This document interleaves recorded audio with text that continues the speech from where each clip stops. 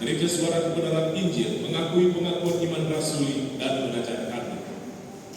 Aku percaya kepada Allah, Bapa yang Maha Kuasa, Khalik langit dan bumi, dan kepada Yesus Kristus, Anaknya yang tunggal Tuhan kita, yang dikandung daripada Roh Kudus, lahir dari anak darah Maria,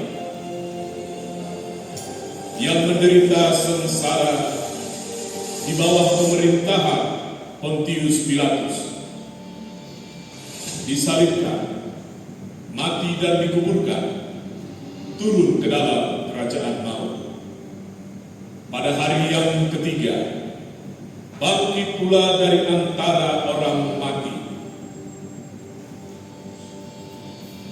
naik ke surga, duduk di sebelah kanan Allah, Bapa yang Maha Kuasa, dan akan datang dari sana untuk menghakimi orang yang hidup dan yang mati. Aku percaya kepada Roh Kudus, gereja yang kudus dan am, persekutuan orang kudus, pengampunan dosa, bangkitan orang mati, dan hidup yang kekal. Amin.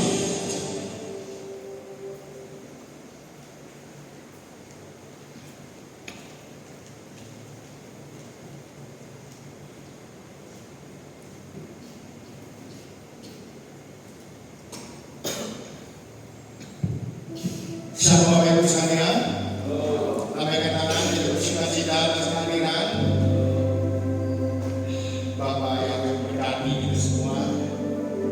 Bersuatu kebetulan amun Tuhan yang mengizinkan kita bisa berkumpul, bertatap muka, saling memberikan senyuman, dan kita adalah anak-anak. Amin. Dan tentunya semua bisa dilewati. Amin. Bapak Ibu sekalian, luar biasa pengertian Tuhan bersama kita setiap detik, setiap saat. Oleh saat itu, oleh saat tertentu, tentunya Tuhan memberikan kita setiap apa yang kita butuhkan, bahkan bisa melewati setiap apa yang kita hadapi.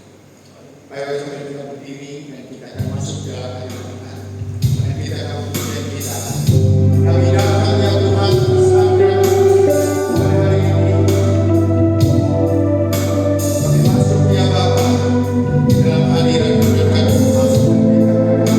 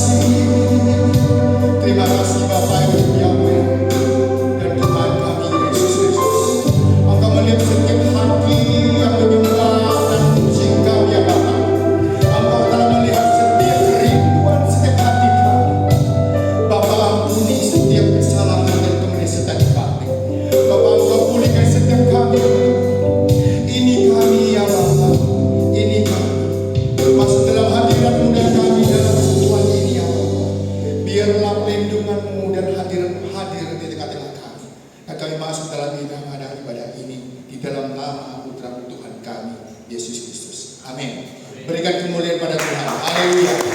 Silakan duduk kembali Bapak Ibu sekalian. Amin. Kita di dalam Tuhan bukan hanya suka saja. Amin. Di dalam duka kita juga tetap bersuka cita. Haleluya.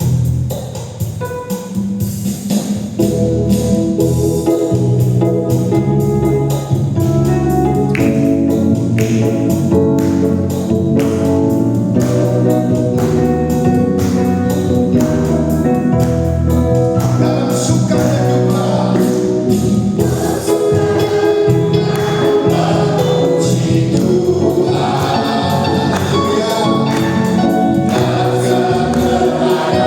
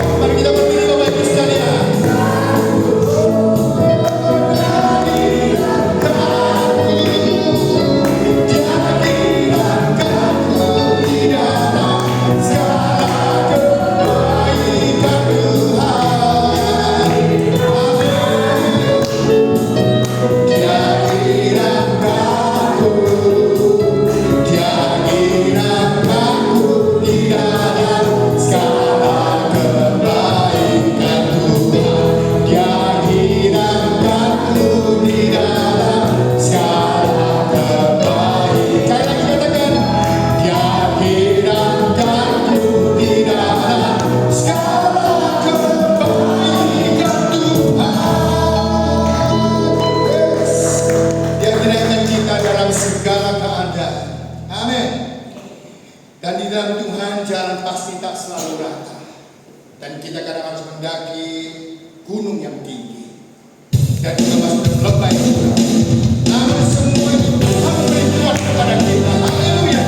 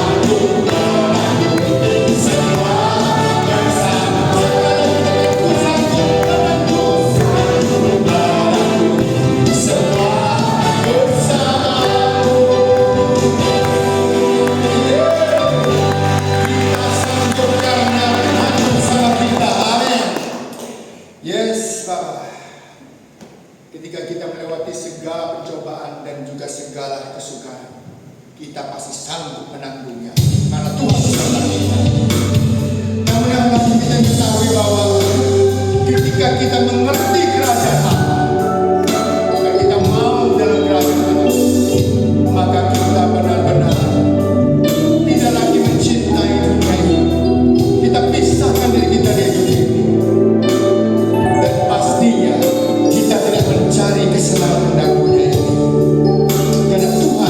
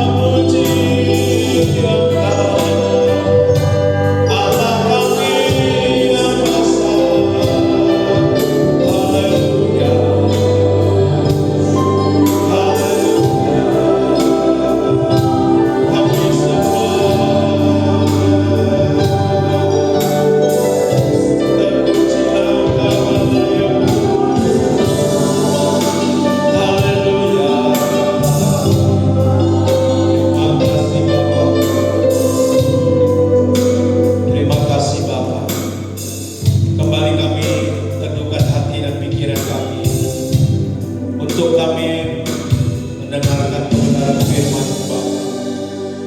Berfirmanlah Engkau bagi kami, karena kami tidak bisa hidup tanpa firman-Mu. Meskipun kami bisa menjalankan rutinitas kami sehari-hari, tapi Bapa, tanpa firman-Mu kami melakukan banyak kesalahan di hadapan-Mu.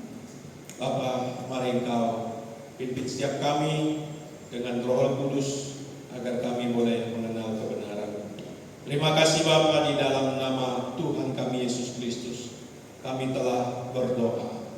Haleluya, sama-sama katakan amin. Amin. Amin. Silakan duduk kembali.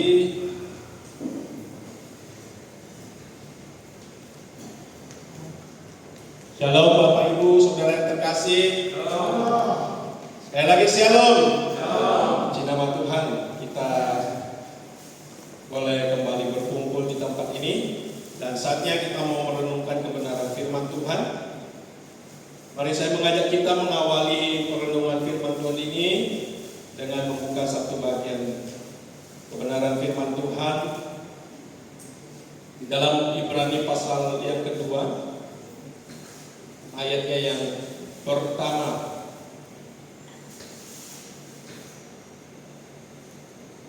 Ibrani pasal 2 ayat yang pertama, demikian bunyi firman Tuhan, karena itu harus lebih teliti kita memperhatikan apa yang telah kita dengar, supaya kita jangan hanyut di bawah arus. Saya baca ulang, karena itu harus lebih teliti kita memperhatikan apa yang telah kita dengar, supaya kita jangan hanyut di bawah arus. Bapak Ibu saudara yang terkasih, kebenaran yang telah kita dengar di berbagai kesempatan, ya, apalagi di dalam wadah atau komunitas suara kebenaran, sungguh kebenaran yang kita percayai berasal dari Tuhan, yang membawa kita terus masuk di dalam keselamatan yang besar, yang membawa kita mengenal keselamatan Allah yang besar. Kalau dulu kita belum mengerti bahwa keselamatan yang kita terima di dalam Tuhan Yesus adalah keselamatan yang besar, namun di dalam komunitas suara kebenaran di gereja GSKI, kita lebih lagi diberikan pemahaman, kita diberikan kebenaran yang membawa kita menghayati bahwa sungguh keselamatan yang Allah berikan kepada kita itu sungguh-sungguh besar. Secara pribadi, saya semakin menghayati betapa luar biasanya keselamatan yang Allah berikan kepada kita. Dimulai dari ketika manusia jatuh dalam dosa. Di dalam Kejadian pasal 3 ayat 15, Allah sudah berfirman bahwa keturunan dari perempuan ini akan meremukkan kepala si ular, yang artinya ada seseorang yang akan dihadirkan melalui keturunan perempuan ini untuk menyelamatkan manusia. Namun pemberitaan itu, atau yang disebut sebagai Injil yang pertama itu, baru tergenapi ribuan tahun ke depan. Ada banyak pekerjaan Tuhan untuk menyelamatkan manusia. Dimulai dari Allah melihat sosok Nuh yang begitu berkenan di hadapannya. Di sisi lain ada manusia yang hidupnya tidak berkenan di hadapan Tuhan. Seharusnya manusia harus dibinasakan, tetapi Nuh dan keluarga mendapat perkenanan di hadapan Allah, sehingga keluarga Nuh diselamatkan dari air bah. Lalu Allah melihat ada sosok Abraham yang begitu mengasihi Tuhan, yang begitu taat kepada Allah, sehingga dari sosok ini dijanjikan keturunan-keturunan atau umat pilihan. Nah, ini luar biasa Bapak Ibu Saudara terkasih. Luar biasa.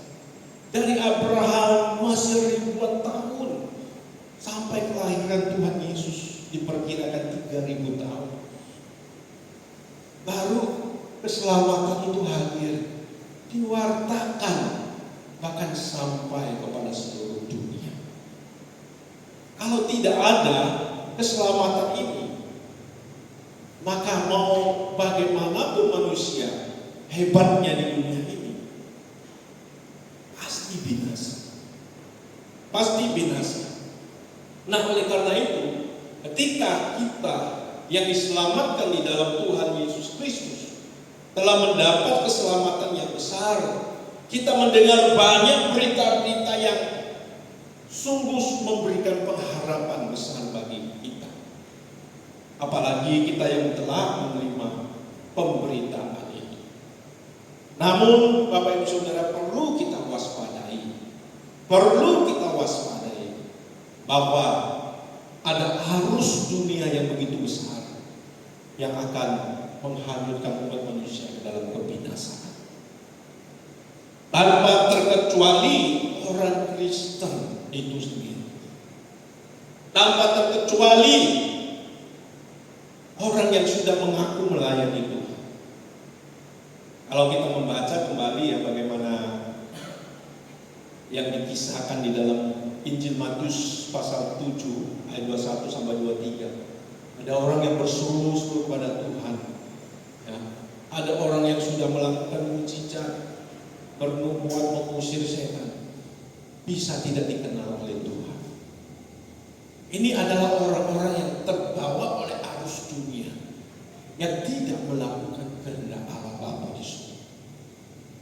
Nah, oleh karena itu hendaknya kita tidak berpikir dangkal, seakan-akan kalau kita sudah bergereja, kita sudah menganut agama Kristen, sudah mengaku percaya Yesus, ya, tidak terseret atau tidak bisa diseret oleh arus dunia ini.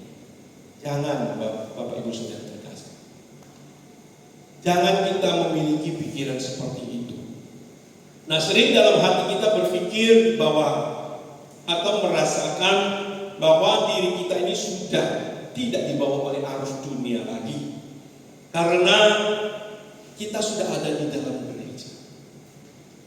Apalagi melakukan aktivitas di dalam gereja, sudah melayani, ya, apalagi sudah menjadi hamba Tuhan. Nah, perasaan-perasaan ini sering membuat kita tidak waspada. Tidak waspada, ya. Apalagi kalau kita membandingkan diri kita dengan orang-orang di luar gereja yang melakukan pelanggaran moral, maka sering kita sebagai orang percaya merasa sudah ada di dalam arus yang benar, di arus Tuhan, bukan arus dunia lagi. Nah, Bapak Ibu Saudara terkasih, ya, sesungguhnya kegiatan gereja, jabatan di dalam gereja bukanlah jaminan kalau kita tidak terbawa oleh arus dunia ini. Saya dulu pernah sampaikan, ya, ada satu khotbah yang judulnya tersesat di dalam gereja. Ini artinya orang-orang yang dibawa oleh arus dunia. Meskipun kita di dalam gereja bahkan terlibat dalam aktivitas gereja, ada kemungkinan masih punya potensi untuk diseret atau terseret oleh arus dunia ini. Nah, oleh karena itu kita mesti waspada. Pertanyaannya, apakah seseorang terbawa arus dunia, ya, atau tidak? Bukan diukur dari keberadaannya di dalam gedung gereja, bukan diukur dari kegiatan pelayanan yang dilakukan di dalam gereja, tetapi dari kehidupannya yang memfokuskan diri kepada kehidupan di dunia ini saja. Orang yang terfokus kepada kehidupan di dunia ini saja akan berlomba, akan mengejar, akan mencari apa yang menjadi tren dunia ini, apa yang menjadi kebutuhan atau yang dicari oleh orang banyak di dunia ini, yaitu berbicara tentang hal-hal yang bersifat fana. Nah, Bapak Ibu Saudara yang terkasih di dalam nama Tuhan Yesus, kita bersyukur ya, seharusnya membuat kita sadar di dalam gereja kita itu banyak lagu-lagu luar biasa. Ya. Seperti lagu tadi kita mau mendengar firman Tuhan, ada lagu Kau Segalanya, ya. Tak ku cari apalagi, semua hanya begitu saja. Banyak hal telah ku cicipi, hanya begitu saja. Nah, ini saudara yang terkasih. Belum lagi lagu-lagu yang lainnya, banyak sekali. Satu lagu yang saya persiapkan juga tadi, Pisahkan Aku dari Dunia Ini. Karena memang itu adalah sesuatu hal yang mesti kita waspada. Bahwa dunia ini begitu kuat. Meskipun Tuhan Yesus telah menang ya di kayu salib, tetapi Bapak Ibu Saudara terkasih, dunia ini masih dalam kuasa si jahat. Ada amin? Kita baca satu ayat ya. Di dalam 1 Yohanes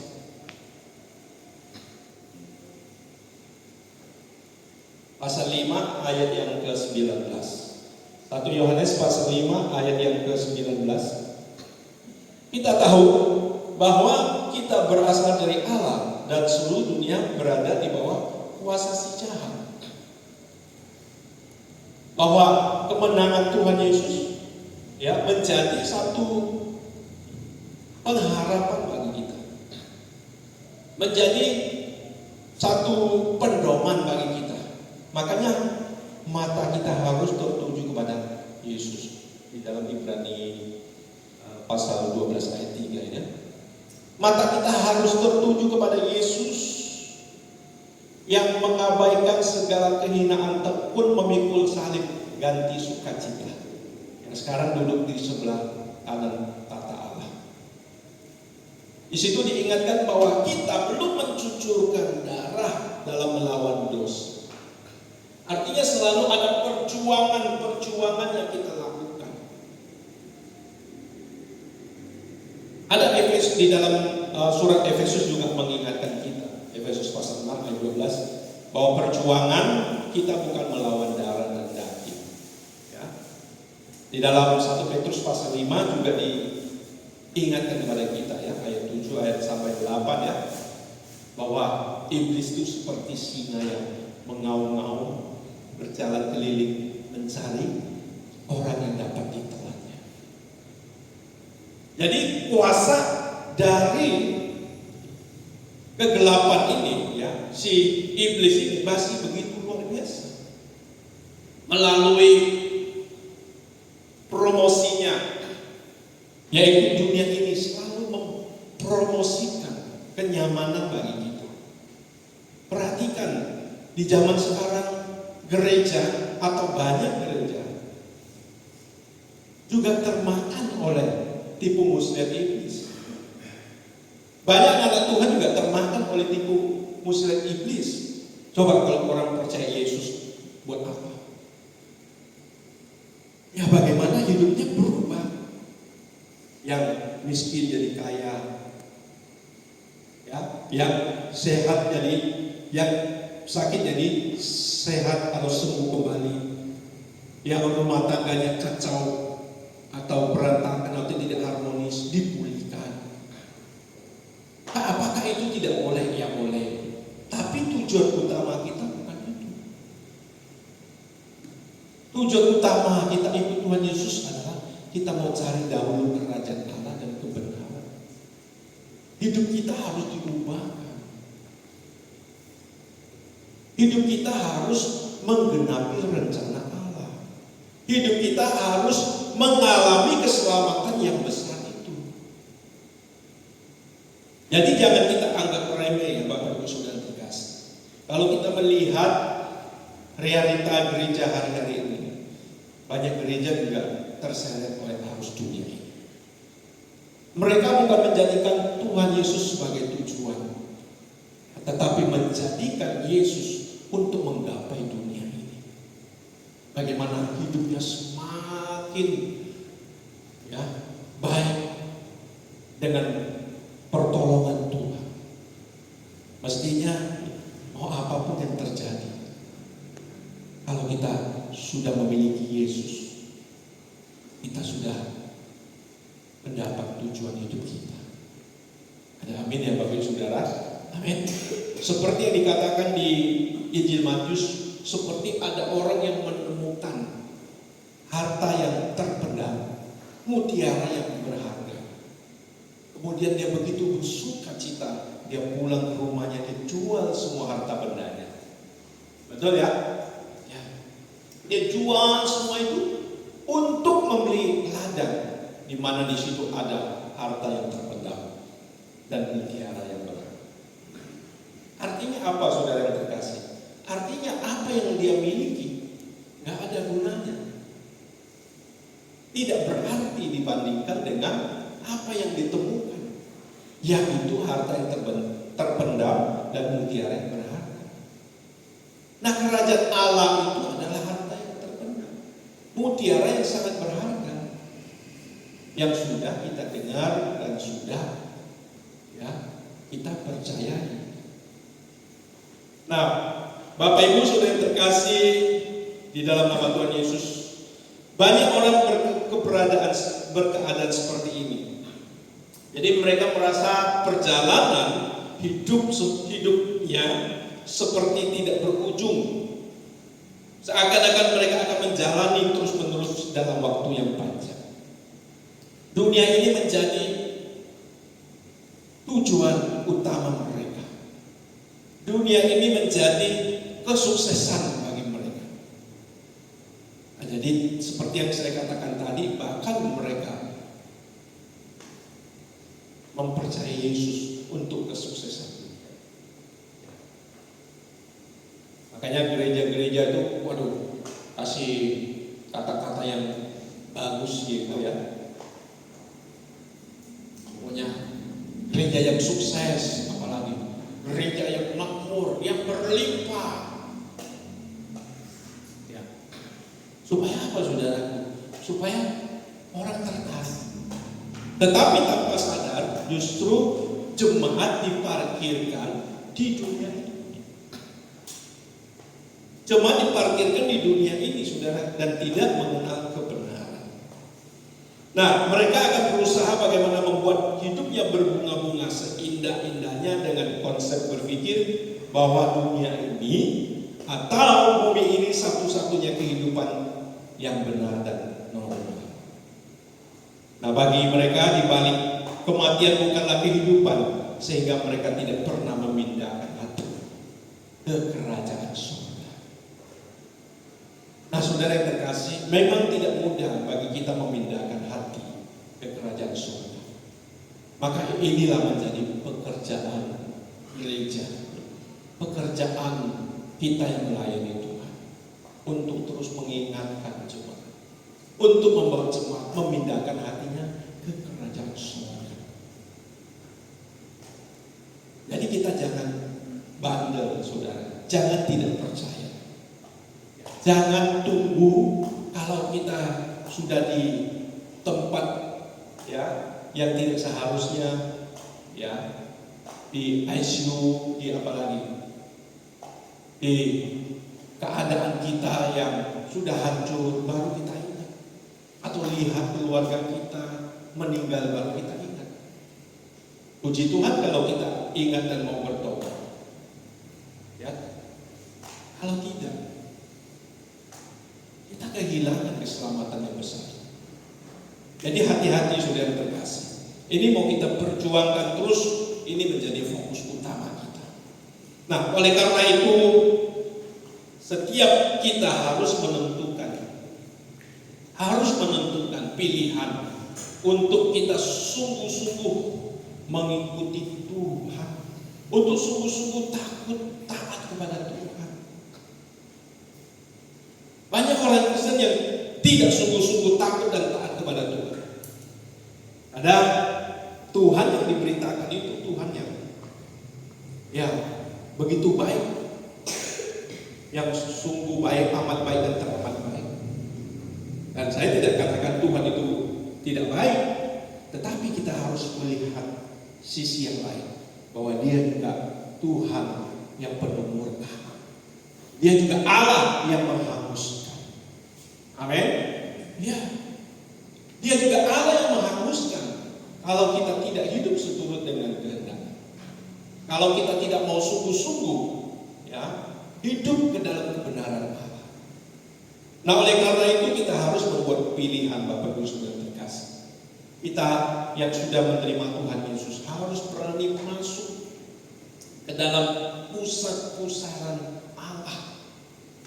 Kalau saudara kita mau sungguh-sungguh terhindar dari arus dunia ini, kita harus benar-benar masuk ke dalam pusat-pusaran Allah. Ada jemaat yang bertanya kepada saya, Pak, bagaimana supaya kita itu ikut Tuhan tidak jatuh, Pak? Seperti ada lagu dunia gitu, lagu yang begini, jatuh bangun aku mengejar. Saya cuma tahu di sini aja, nggak disuruh lanjut, nggak tahu saya. Jadi jatuh bangun kita mengikut Tuhan. Siapa di sini yang jatuh bangun? Pasti semua pernah, amin. Gak salah, dan itu wajar kita jatuh bangun. Tapi jangan seumur hidup kita jatuh bangun. Ada saatnya nanti jatuh gak bangun lagi. Dan kalau orang jatuh bangun di situ, ini orangnya apa namanya? Saudara jawab sendiri. Kalau saya jawab nanti takut ada yang tersinggung. Kenapa bisa begitu? Kita jatuh bangun. Karena kita nggak mencemplungkan diri ke dalam pusat-pusat Allah. Sering kita berkata, Tuhan, aku mau hidup benar. Aku tidak mau jatuh dalam dosa. Aku tidak mau menjadi sahabat dunia ini.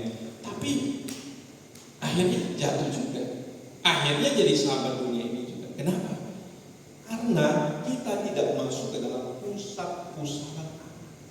Kita tidak mengikuti arus Tuhan. Kita berdiri di daerah yang netral. Halo? Kita berdiri di daerah yang netral. Kita tidak mendekat kepada Allah. Jadi sebenarnya banyak orang percaya orang Kristen yang sudah dibaptis. Dia bisa masuk ke dalam gereja, dia bisa melayani, bahkan jadi pendeta, tapi tidak mendekat kepada Allah. Inilah calon-calon orang yang terseret arus dunia. Calon-calon orang yang akan kembali terjerat ke dalam kumbangan dosa. Nah, saudara yang terkasih di dalam nama Tuhan, kalau kita tidak benar-benar masuk ke dalam pusat-pusaran Allah, pasti suatu saat kita terbawa oleh arus. Makanya seperti ayat yang diingatkan tadi di dalam Ibrani pasal 2 ayat 1 tadi.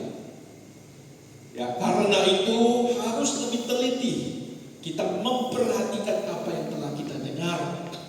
Apa yang kita dengar itu adalah kabar keselamatan, kabar pengharapan yang sudah kita terima. Supaya kita jangan hanyut di bawah harus sungguh-sungguh. Tidak cukup memperhatikan, tapi kita juga harus berani mencemplungkan diri kita. Sering kita yang mengaku percaya Tuhan, tapi kaki kita masih berdiri di dua zona dunia, zona Tuhan. Saya bahkan pernah sharing sama seorang pelayan Tuhan, dia berkata, Pak, kita nggak mungkin 100% hidup bagi Tuhan. Loh, kaget saya. Ya kita harus sebagian untuk dunia karena kita hidup dunia. Loh, ini maksudnya apa? Ini hidup bagi dunia ini apa? Nggak bisa, saudaraku. Firman Tuhan berkata kita tidak bisa mengabdi kepada dua Tuhan. Kita juga nggak bisa hidup menjadi sahabat dunia ini, di sisi lain kita menjadi sahabat Tuhan. Nggak bisa. Yakobus pasal 4 ayat 4, barang siapa bersahabat dengan dunia ini, yang menjadikan dirinya susah. Ya.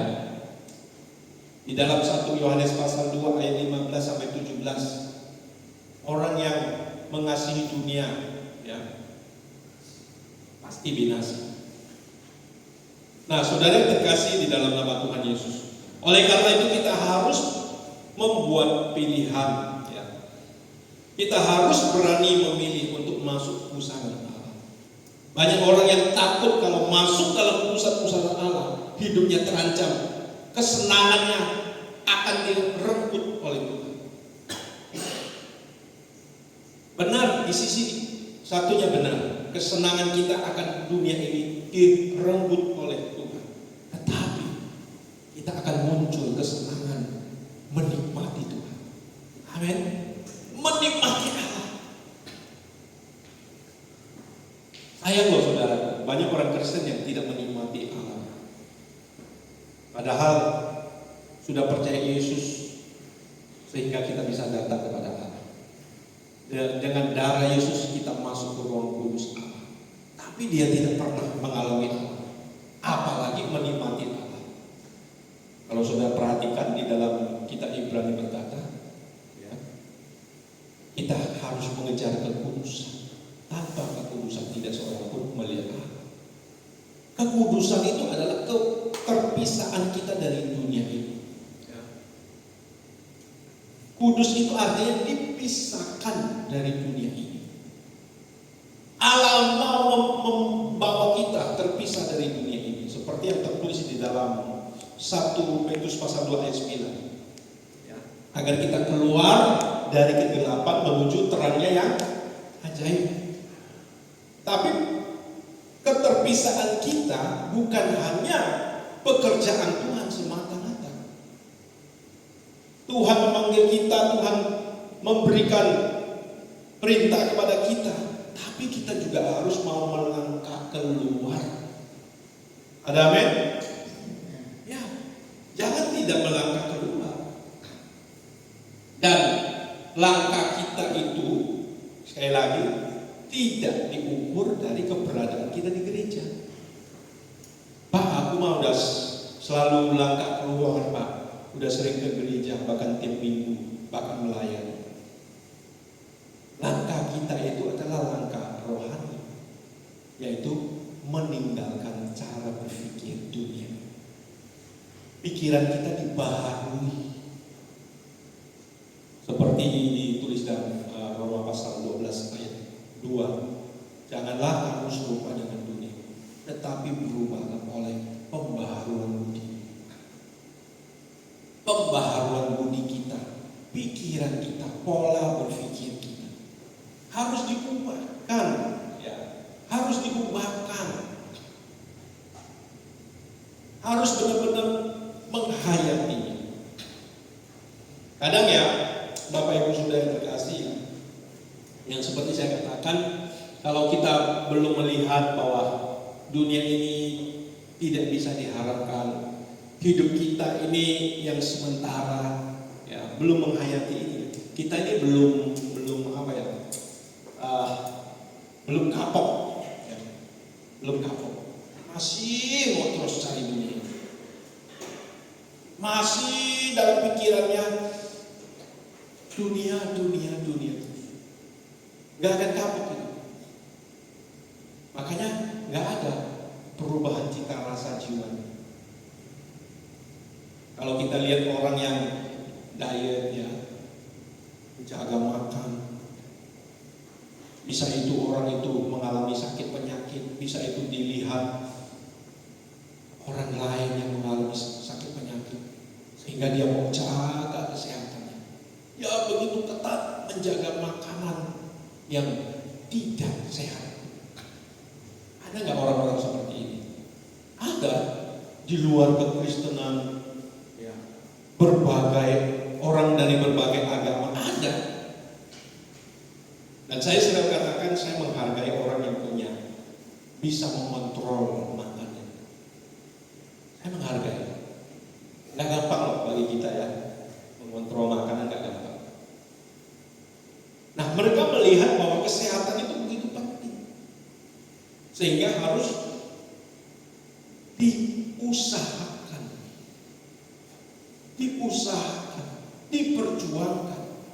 Bisa, mereka bisa tidak makan makanan tidak sehat, makanan lemak, makanan manis, enggak mereka konsumsi. Bisa loh. Nah, seharusnya kita sebagai orang percaya bisa, ya, bisa menjauhkan diri dari hal-hal yang membinasakan jiwa. Nah, kalau makanan udah seharusnya udah harus lewat ini kita. Orang percaya sudah harus bisa menjaga makan.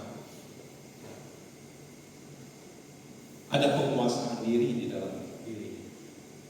Harus menjaga cita rasa jiwa lebih sulit lagi, Bapak Ibu Saudara. Jaga cita rasa lidah kita itu sulit, lebih sulit lagi menjaga cita rasa jiwa. Amin. Kalau saudara konsumsi makanan-makanan yang tidak sehat, sudah pasti suatu saat penyakit menanti kita. Yang pertama, kolesterol, darah tinggi, diabetes, nanti ke jantung, ginjal, stroke, macam-macam. Itu secara jasmani. Kalau saudara kita konsumsi makanan, ya, jiwa kita yang tidak sehat, suatu saat kebinasaan menanti kita. Saudara lihat di Taman Eden ada pohon yang menghasilkan buah-buah yang dapat dimakan atau dikonsumsi oleh jiwa jasmani kita. Terus di sana juga ada pohon yang menghasilkan buah atau makanan jiwa, yaitu pohon pengetahuan tentang yang baik dan yang jahat. Terus yang kedua ada pohon kehidupan. Intinya di Taman Eden itu ada makanan jasmani dan rohani. Dan hal ini dikonfirmasi oleh Tuhan Yesus di dalam Matius pasal 4 ayat 4. Bahwa manusia hidup bukan hanya dari roti saja. Roti itu makanan fisik, tetapi juga setiap firman yang keluar dari mulut Allah. Ini makanan jiwa, saudara. Nah, saudara terkasih di dalam nama Tuhan Yesus. Nah, oleh karena itu kita harus menjauhi, ya, makanan-makanan yang tidak sehat, baik itu makanan jiwa maupun jasmani. Tentu kita mau panjang umur di dalam tubuh. Nah, oleh karena itu saudara terkasih, hal-hal ini hanya dilakukan oleh orang-orang yang benar-benar masuk dalam pusaran arus Allah. Ketika kita masuk dalam pusaran Allah, maka pusaran dunia ini arusnya makin melemah. Sebaliknya kalau kita masuk dalam arus dunia ini, maka arus atau pusaran Allah semakin melemah. Jadi saudara, ya, harus kita waspadai hal ini. Makanya para pelayan Tuhan harus peka di sini. Ketika kita menyembah, kita melayani, kita berkhotbah, hanya garing, nggak ada hadirat Allah. Hati-hati. Kita harus mengecek jiwa kita. Hati-hati saudara. Ya, nggak ada hadirat di situ. Arus Tuhan nggak kita rasakan, nggak ada penghayatan akan Allah. Makanya hadir Allah itu penting. Lalu saya mau mengajak Bapak Ibu Saudara di tempat ini, ya, kalau menyembah Tuhan, yang ada pujian penyembahan, ayo masuk dalam hadirat Allah dengan sungguh-sungguh, apalagi pujian kita begitu nyata kebenaran Allah. Ada orang berkata, Pak, kalau lagu GSK itu kayak baca firman Tuhan. Iya, itu benar saudara. Kita menghayati, kita benar-benar tunjukkan kepada Allah. Kita mau mengalami Allah, supaya ya jangan kita berkata bahwa kita ke gereja kita mengalami Allah, padahal enggak. Ya. Apalagi kalau ada jemaat yang hadir, mereka tidak merasakan apa-apa. Kita sudah meluangkan waktu dari jam 3 sudah mandi, pada ibadah jam 5 sudah semprot minyak wangi, jam 4 harumnya sudah mulai pudar, semprot lagi, baju sudah setrika licin, atau ke gereja dan merasakan hadirat Allah. Rugi saudara. Nah ini saudaraku ya, jadi kita mau benar-benar berurusan dengan Allah, kita mau masuk dalam urusan Allah, bahwa kita harus yakin bahwa Tuhan itulah pengharapan kita. Disinilah kita perlu iman saudara. Karena Tuhan tidak kelihatan, surga juga belum kelihatan saudara. Kita harus punya iman, karena iman adalah dasar dari segala sesuatu yang kita harapkan dan bukti dari segala sesuatu yang tidak kita lihat. Amin. Ibrani 11 ayat 1 ya. Kita harus punya iman. Ada firman Tuhan berkata, tanpa iman tidak seorang pun berkenan kepada Allah. Jadi kita ikut Tuhan perlu iman. Tidak hanya percaya dalam akal kita, tapi juga di dalam tindakan, di dalam penurutan kita kepada Allah. Seperti Abraham, dia percaya Allah memanggil dia dan dia melaksanakan apa yang Allah perintahkan kepadanya.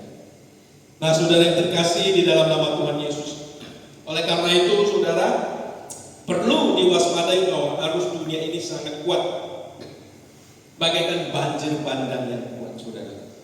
Berapa waktu lalu kita melihat ada banjir bandang yang dialami oleh saudara kita di Bali ya. Ada korban jiwa, rumah-rumah terhanyut saudara.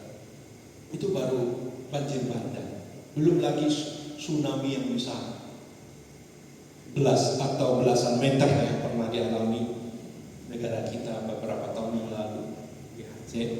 Itu bisa rumah tingkat 2 itu air bisa sampai terhanyut semua saudara. Jadi arus dunia juga kuat. Kalau kita tidak masuk dalam arus Tuhan, saudara, nggak ada seorang pun bisa bertahan. Makanya ada firman Tuhan, kenakanlah seluruh perlengkapan senjata Allah. Amin. Kenakanlah seluruh perlengkapan senjata Allah ya. Efesus pasal 6 ayat 11 ini. Perlengkapi semua itu saudara. Itu harus kita gunakan. Nah, saudara yang terkasih ya, dan firman Tuhan juga mengingatkan kepada kita dari Tuhan Yesus sendiri berkata, ingatlah zamanmu, ingatlah istri Lot, bahwa malapetaka akan terjadi, murka Allah akan terjadi, dan kita harus taat kepada Allah. Bahwa di zaman dulu sekali lagi ada keluarga Nuh yang masuk ke dalam bahtera. Nuh bersuruh-suruh keliling supaya orang mempercayai pemberitaannya, tapi tidak ada orang yang meresponi. Mereka mengolok-olok. Begitu juga pada keluarga Lot, istri Lot, ya, di mana mereka diperintahkan agar tidak boleh menoleh ke belakang. Istri Lot menoleh ke belakang, jadi tiang garam. kita baca satu ayat lagi di dalam kitab Wahyu.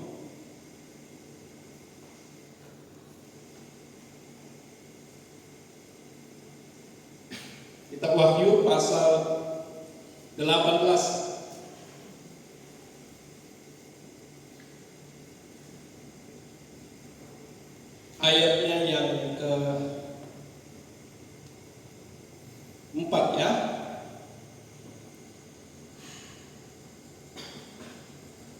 Wahyu 18 ayat 4. Lalu aku mendengar suara lain dari surga berkata, "Pergilah kamu, hai umatku, pergilah daripadanya, supaya kamu jangan mengambil bagian dalam dosa-dosanya, dan supaya kamu jangan turut ditimpa malapetaka-malapetakanya."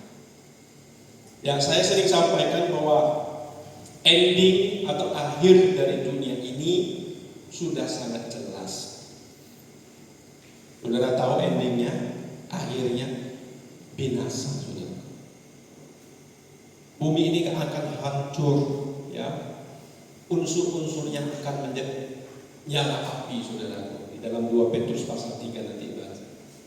Unsur-unsur dunia akan lenyap. Jadi ending dunia ini sudah jelas, saudara. Kita adalah orang-orang yang percaya Yesus, adalah orang-orang yang mesti dipindahkan langit baru, bumi baru.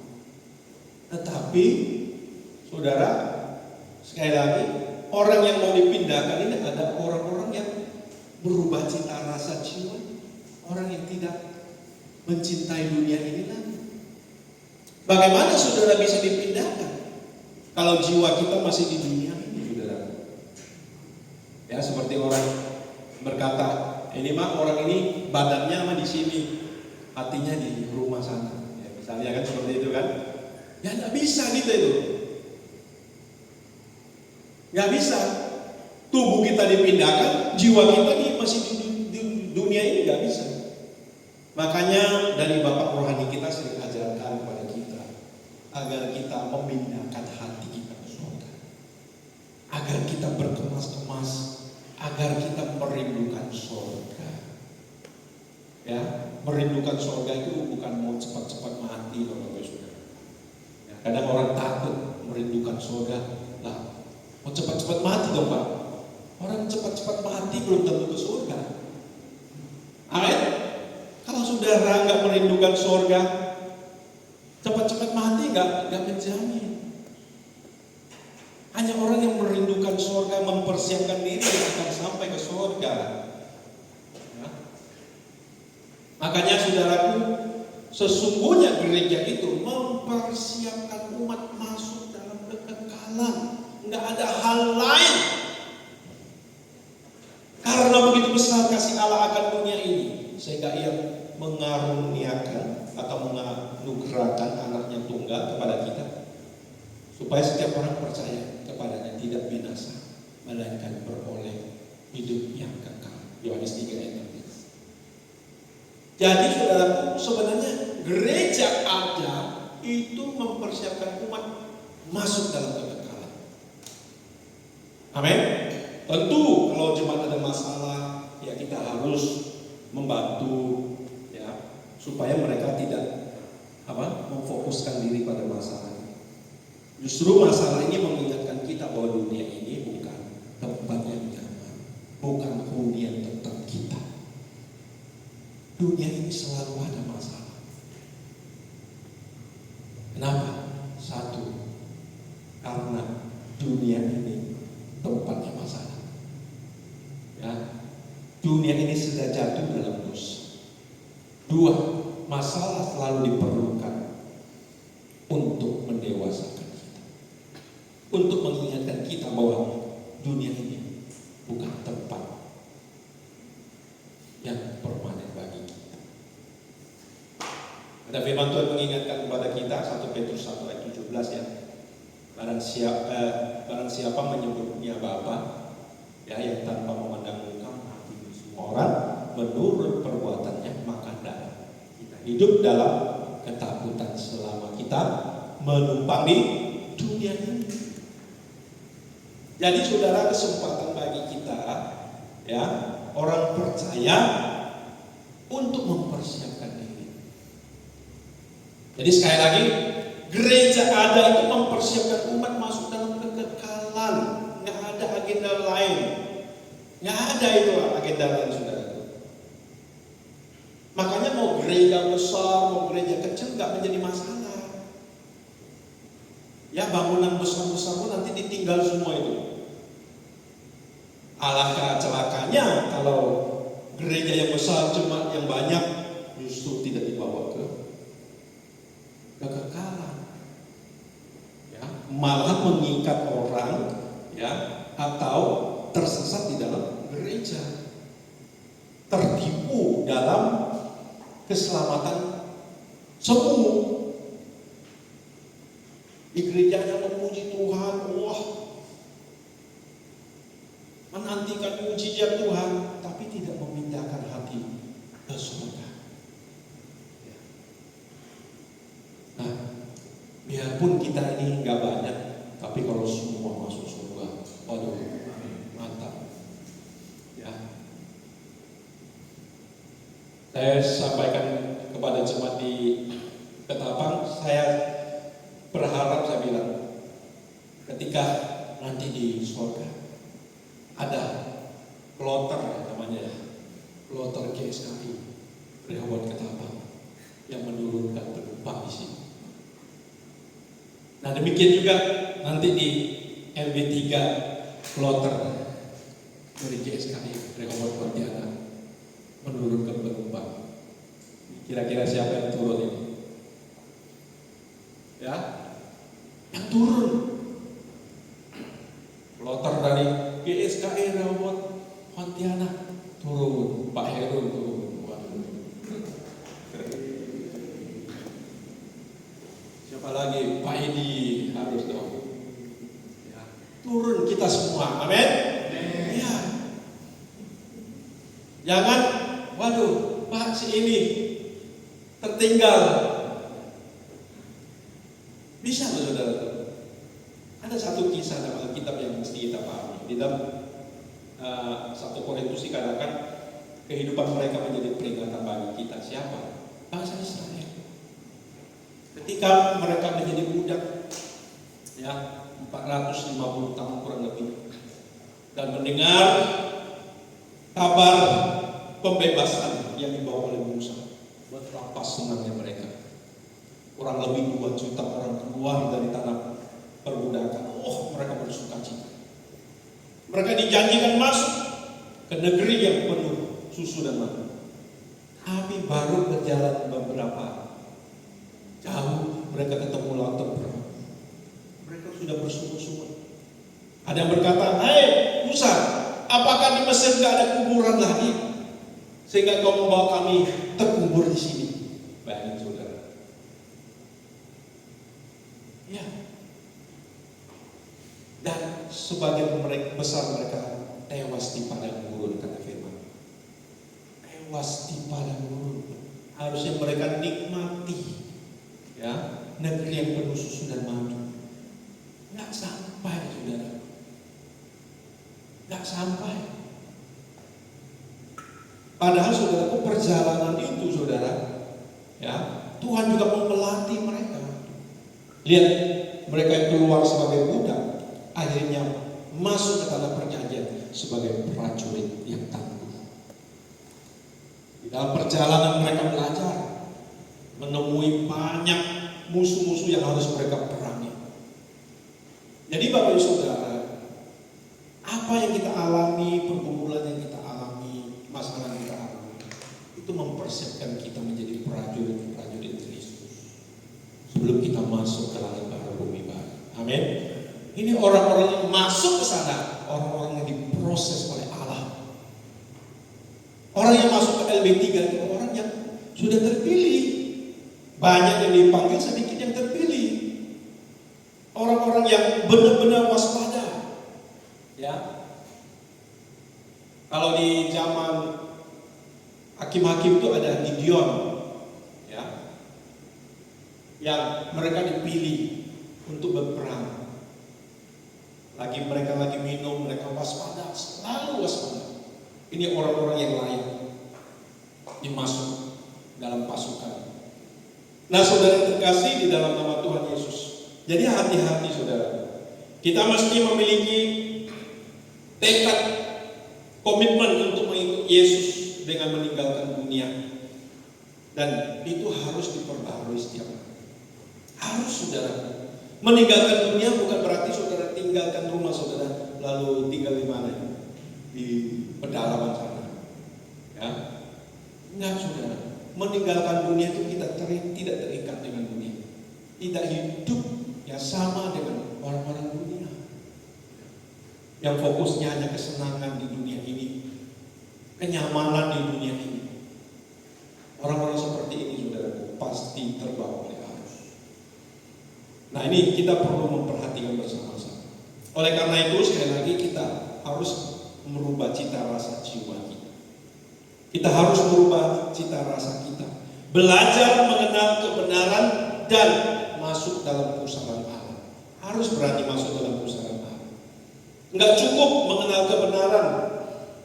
Enggak cukup, tapi kita benar-benar harus masuk. Ada firman Tuhan berkata, kita itu bukan hanya sebagai pendengar firman, tapi harus menjadi pelaku. Ya. Harus menjadi pelaku. Ya.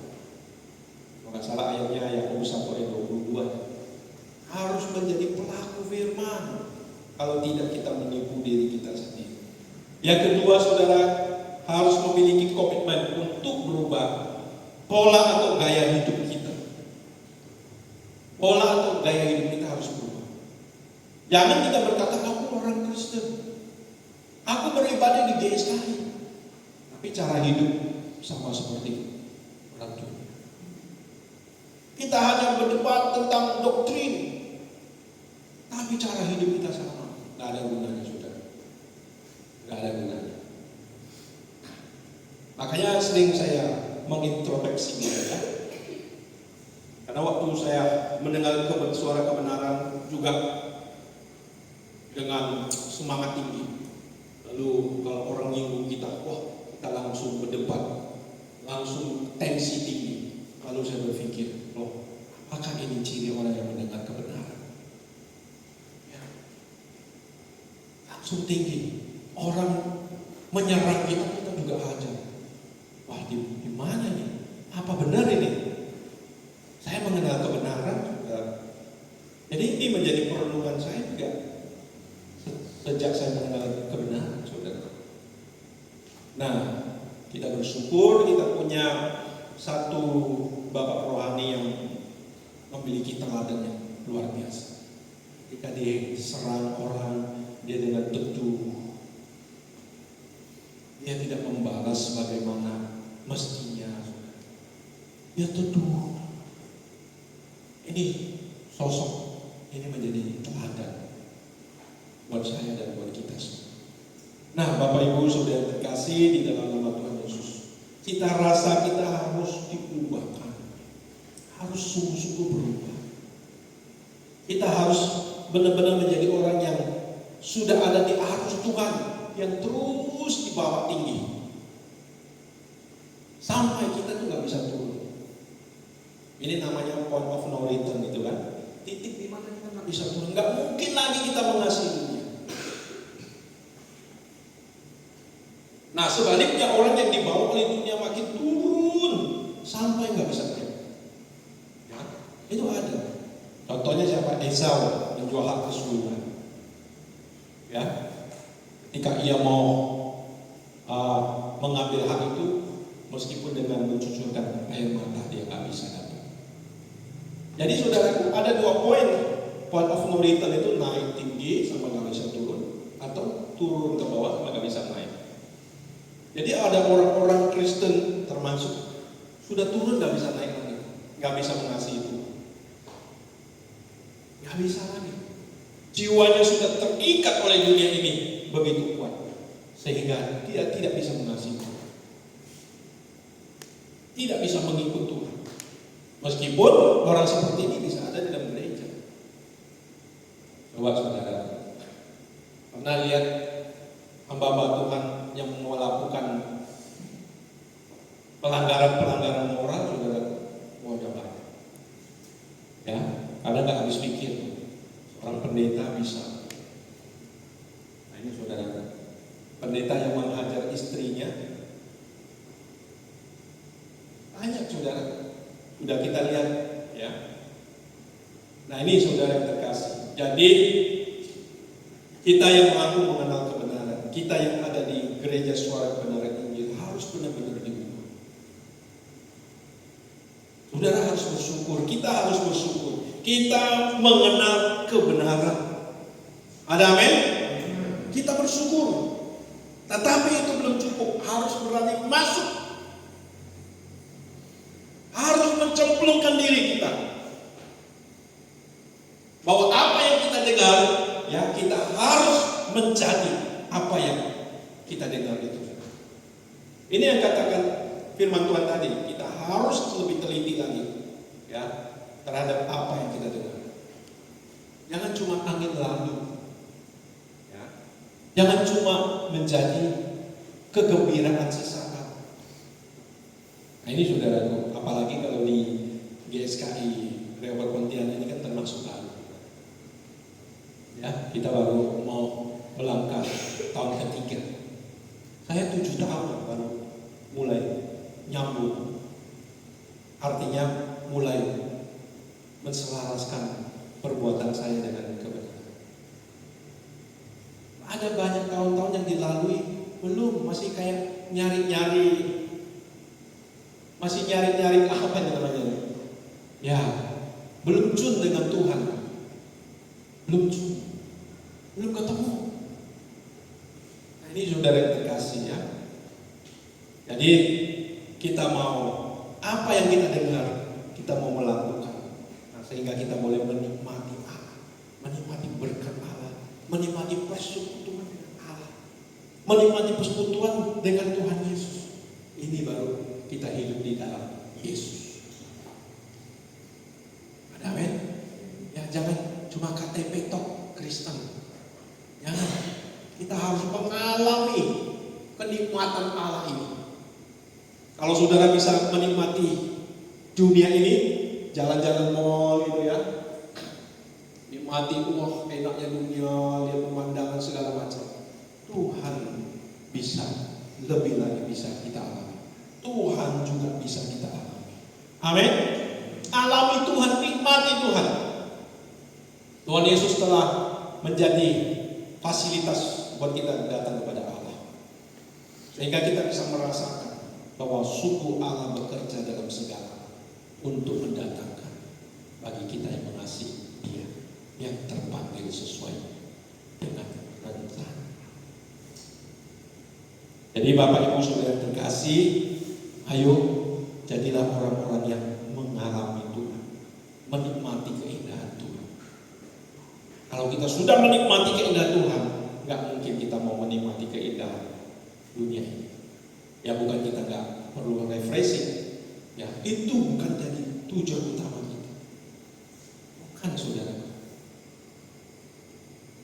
Kesenangan dunia bukan menjadi tujuan utama kita. Tetapi Tuhan, amin. Tuhan memberkati kita. Haleluya. Mari kita mau meresponi kebenaran firman Tuhan sore hari ini menjelang malam ya. Kita naikkan satu pujian. Kita mau belajar.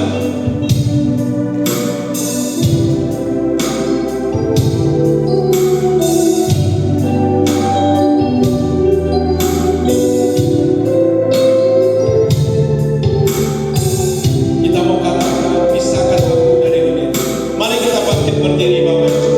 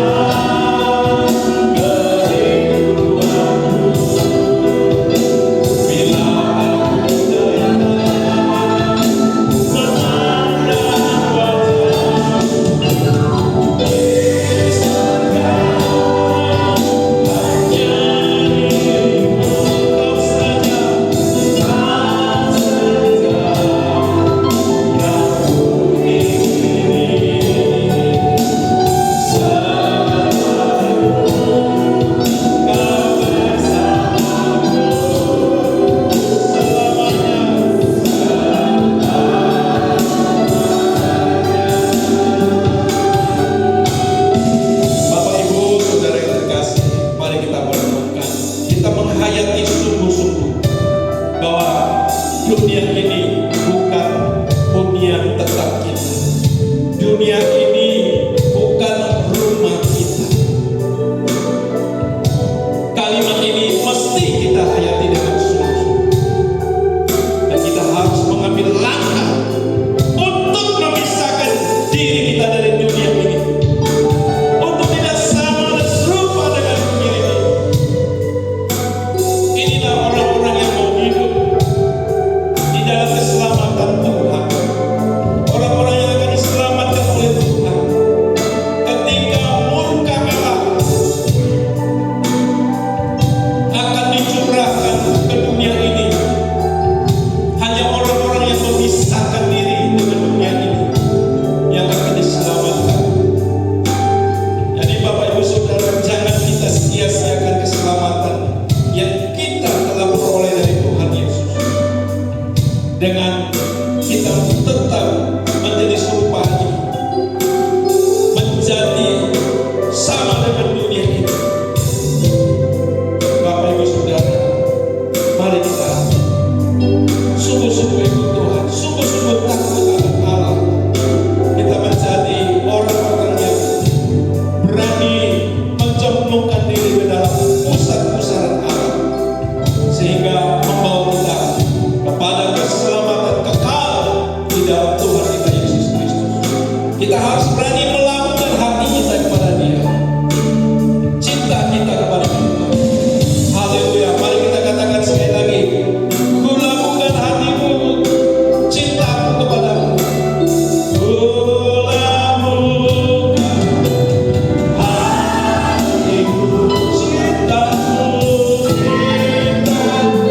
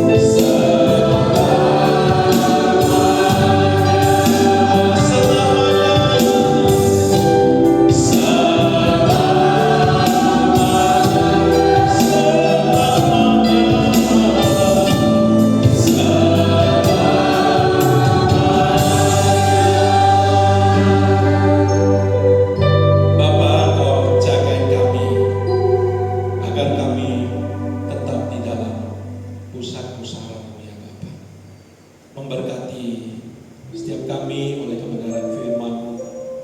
Terima kasih Engkau selalu mengingatkan kami, Engkau selalu menuntun kami ya Bapa. Hamba telah selesai menyampaikan kebenaran firman. Bila Roh Kudus terus memimpin kami, Roh Kudus terus mengingatkan kami apa yang telah diajarkan Tuhan Yesus kepada kami. Terima kasih Bapa, kami mengucap syukur. Kami berdoa di dalam nama Tuhan Yesus. Haleluya. Sama-sama kita katakan amin. Ada pengumuman? Pak Heru, ada? Ya, kita ibadah seperti biasa ya. Setiap hari Minggu jam 5 sore. Mungkin setelah ini juga kita akan, khususnya dengan para pengurus, kita akan berbicara satu dua hal ya untuk pelayanan kita ke depannya. Mari kita menutup ibadah kita malam hari ini. Kita angkat hati kita angkat tangan kita arahkan kepada Tuhan. Haleluya, haleluya. Kekasih-kekasih Allah, umat yang telah ditebus oleh Allah, terimalah segala berkat dari Allah Bapa di surga. Di dalam nama Tuhan kita Yesus Kristus dan persekutuan yang erat, yang manis bersama dengan Roh Kudus memberkati hidupmu, memberkati pekerjaanmu, memberkati keluargamu, memberkati masa depanmu, memberkati engkau agar selalu setia sampai akhir di dalam nama Tuhan Yesus Kristus. Kita yang diberkati sama-sama kita katakan amin. Amin. Selamat malam, ibadah kita selesai. Tuhan memberkati.